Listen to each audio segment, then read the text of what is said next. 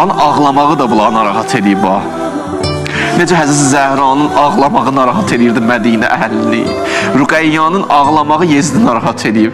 Deyirlər, o uşağın başı, İmam Hüseynin başını qoydular bir siniyə, üstüne bir parça atdılar. Gətirdilər, gəl ay Rüqəyya. Deyirlər, Rüqəyya deyir, o parçanı açdı. Allah heç kim balaya göstərməsin bunu. Rüqəyya bala açdı deyir, baxdı birinci, qucaqladı o başı.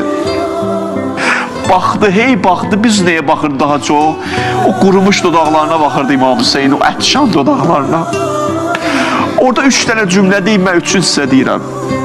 Dedi, mənin ləzi əytəməni fi siğəri. Atam, məni bu az yaşımda kim yetim qoydu? Atam, mənim, ata sənə qurban olun, bu saqqalıva qana kim boyadı? Bu iki, üçüncüdə də İmam Zaman və bağışlasın da, bu Rüqəyya balanın sözüdür. Dedi ki, ata, mədin ləzi qətə vəridək, boğazımı kim kesti, ay ata? Deyirlər, uşaq yıxıldı, başla düşdü yerə. Allah, ya Rəbbəl aləmin, Həzrət Zeynəb gəldi, gördü Rüqəyya yoxdur da, dünyasını dəyişib. Ata məhəbbəti ilə dünyasını dəyişib.